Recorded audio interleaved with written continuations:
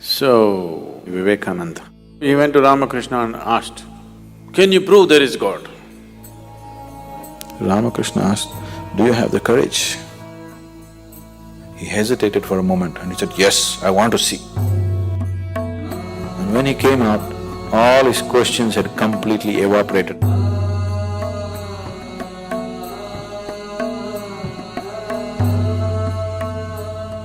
You heard of Swami Vivekananda.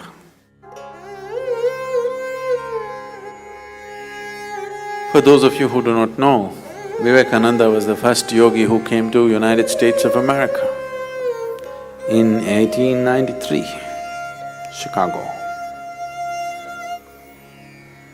And his guru was Ramakrishna. So, Vivekananda was just 18 years of age and he was a fiery youth.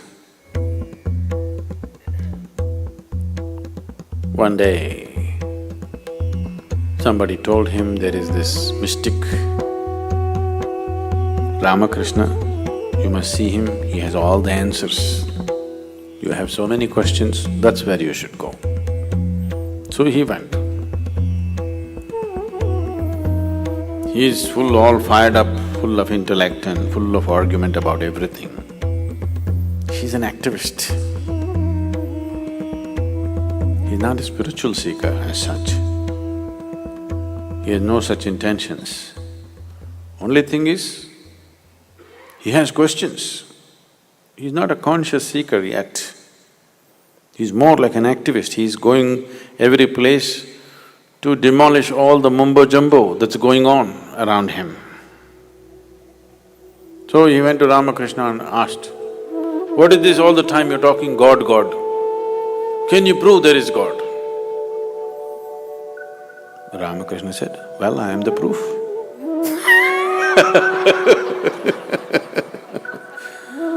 So it just deflated him completely. He was expecting all those head-spinning arguments. Ramakrishna said, "Well, I am the proof. I'm here. This is the proof." Then he made the mistake of asking, "Can you make me experience whatever it is?" Ramakrishna asked, "Do you have the courage?" Vivekananda was known to be a very brave man. He hesitated for a moment and he said, "Yes, I want to see." Ramakrishna just took his foot and put it on his chest. And Vivekananda did not get up from a samadhi state for hours.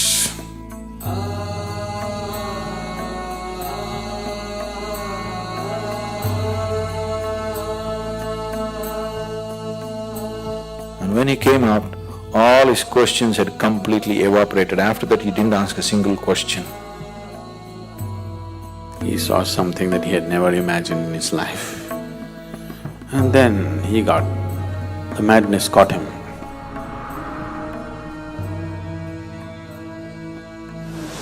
Ramakrishna himself, if he was left to himself, nobody in the world would have ever heard about him because he had no means to communicate with the rest of the world. He had no way of reaching out to people. He was incredible, but not cunning enough to operate with the world. Does not have the necessary will to do anything with the world. So he chose Vivekananda as his vehicle. He took Ramakrishna all over the world. There have been hundreds of Ramakrishnas, but you heard only of one Ramakrishna because of somebody like Vivekananda.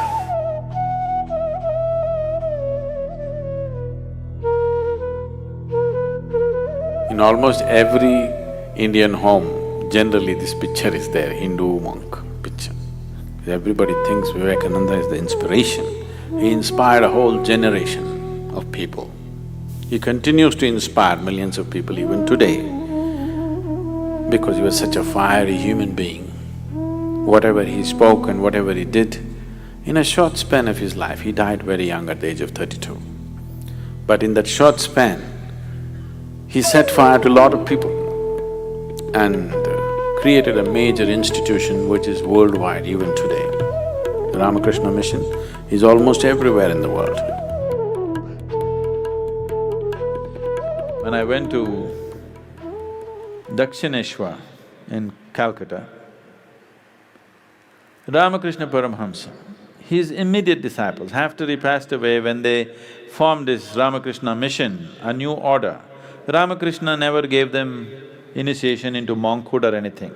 After he passed away, these people decided that they will dedicate their lives to spreading his message. They came together and they became monks by themselves. They decided their lives must be dedicated to making this message happen. And when they came together and formed a little ashram on the banks of Hooghly in Calcutta, there's a picture of them. They're standing like this next to the river and there's a photograph, somebody took a photograph of them. You must see these men. These are men, okay? They are like fire.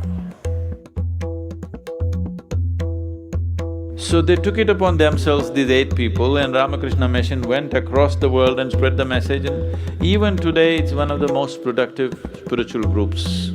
They're still quietly doing their work in their own way.